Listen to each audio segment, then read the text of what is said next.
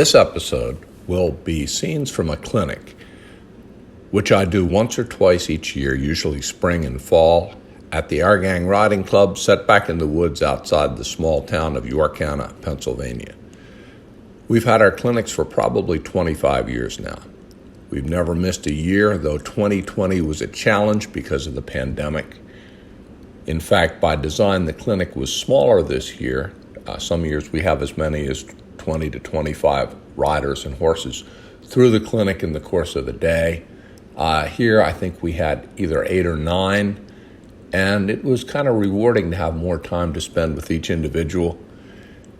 At the end of the day, we typically have what we call request hour, where the people who kind of hang around and who are having a specific issue get a little bit of extra time to work on that specific concern.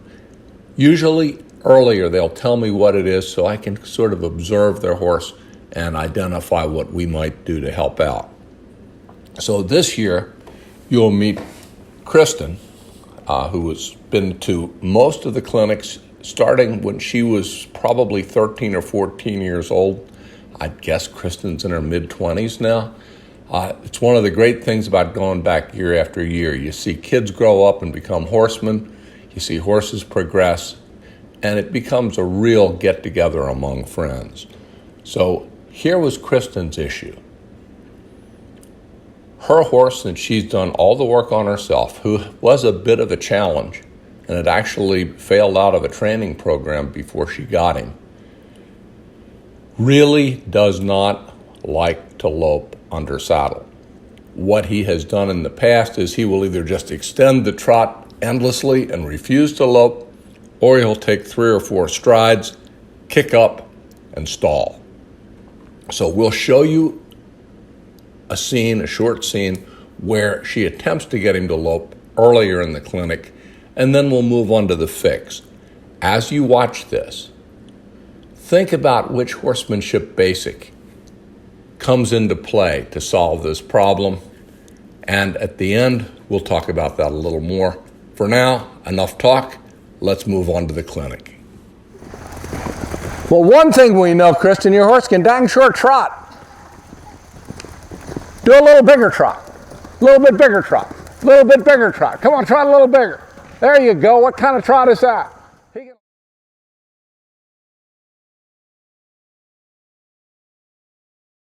What you want to do is just accelerate that or escalate that to the point where he really moves off of it. And are you looking for him to take off, or just looking for him to trot? I'm looking for whatever he does, and then we're going to decide what to do with it. What you do want to do is accept the fact that he's allowed to kind of run off when you do it. So even if he lopes off, or don't get bucked off, because I've seen a few of them get like that. But the odd thing is they resent this sometimes less than your legs. A lot of times, every time you kick your horse, they spurt forward and then sink back. Do you ever notice that? Yeah. Where with this, you don't have that same effect. You can tap them again, and they pretty quickly get more consistent. So just see if you can put your leg on him and let him move right out of his tracks. Gently. There you go.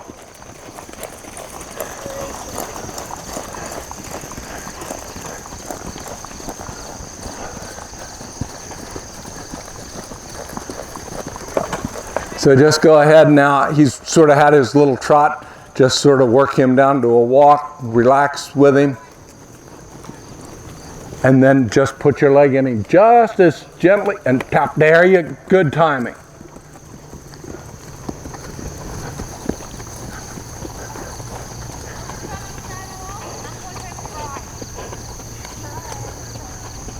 So just break him down, head him down this direction.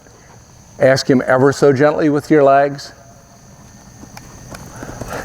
There you go. Maybe give him a heartbeat longer to respond, just in case he decides to give you a nice reaction to your legs, so he's just a little slow. But you want to ask him exactly like you would ask him if it was perfect. So don't help there. Hey, feel that? A lot of really complicated problems have very crude solutions. Because this is absolutely crude and basic, but it's effective. And now what you want to do is take that dressage whip too and just rub him all over with it, because they can get really shy of that, and you don't want that either. I mean, you should be able to rub it over them and swing it around and not have them worried. Because our goal isn't to worry him. We want him to be relaxed but ready. Ready yet relaxed. So that when you call on him, he's there, but when you let down, he lets down too. Yep. So just ask him like a Christian, you know, and then if he doesn't go, and you don't even need to be that aggressive. I mean, she knows what that means, so I didn't hesitate to pull the trigger. Plus, she's been running around at the trailer all day. I didn't think she'd buck me off. Him, jury's still out. So just go ahead and go across there. How fast am I expecting him to move out when I put a leg on him? When you put a leg on him, let's say a good solid trot. Okay. And if he was to lope, well, we'll have a little party. We could still turn this into a party. Free entertainment. And you decide whether you want to. What I would do is I would do it. You know that line we've been working on, that down there. Maybe get him to where we're not doing it away from the horses. We don't necessarily want him to just be running to the horses, but we don't want to expect him to automatically be going away either. So Weird is he doesn't really care about the other horses. no, he's not bad. No, he's like whatever. So put a little leg on him. There you go. There you go. Now this time put a little leg on him, and if he doesn't just sort of almost jump out of his skin, just send him. There you go. And you have to take a leap of faith and let him sort of run off. And if he was really going to be bad about it, then we have another way we can do this by yielding his hindquarters. But I kind of like doing this because you're going right to the problem directly. So just, yeah, this is his favorite line here. He likes to go this fence. And just leave those reins as slack as you think you can get away with.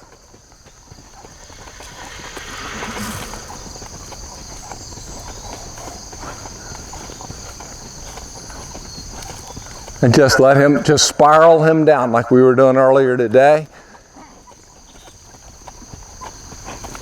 Then take him down, maybe down the fence here, like you did the last time, and gently put your leg into him and send him. There you go. There you go.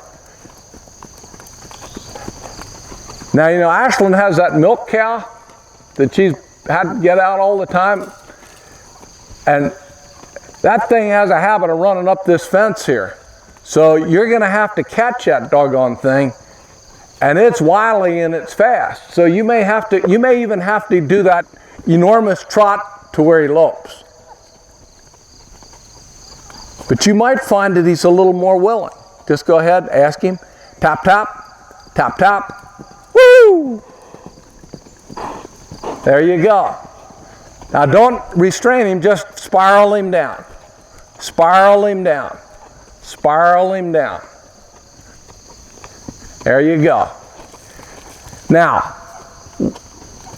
why did I think we could get away with that? The answer is you got on him at about noon. It's now, what, 5:30. And he's got enough time under saddle today that all of that kind of shatteriness that he has kind of gone away. Not all of it, but you know, if we'd have done that, if you'd have said this morning, hey, what would happen if I sent him a little bit more? I'd say he's probably going to jump in the air and buck you off. Probably. But when you've been riding him for a while, maybe at the end of a session, you can go to that sort of thing. Warning, same thing I said to Ashlyn is, you can get this over-adjusted, and then all of a sudden, you got a loping maniac on your hands. But Is that the longest you ever loped him? Yeah, without an attitude. And you notice he didn't buck. Yeah. What was the difference? It's the simplest component of riding a horse. What was the difference between every other time you've ever loped him? See, my problem is I went to law school, and the way they taught us there was they asked you questions, and then they were really mean to you till you answered them right. So I don't know quite what I can do that's mean enough, but forward motion. That's what he's lacking. It's hard to say that, to believe that, because he's so reactive. Yeah. But what he does is he spurts, Yeah. and then he contracts. He jolts forward, and then he sets the brake. Jolts forward, sets the brake. Kind of like, you know, somebody trying to learn to drive, and they're he's sort of herky-jerky. So take him down there and do it again. And remember, you may have a little different horse than you had 10 minutes ago. So you may not have to be as aggressive. Just go out there and just sort of lope along with Ashland's cow this time.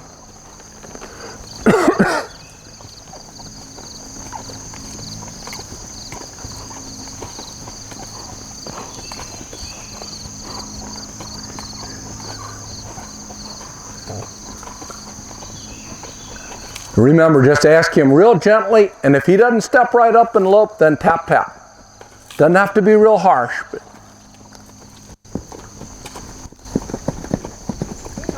there you go, just let him go. There's a fence around the whole damn thing. Now just spiral him down.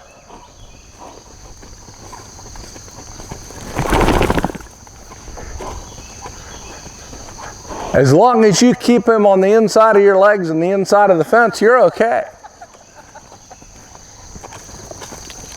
Now ride him around and be real nice to him. Just bend.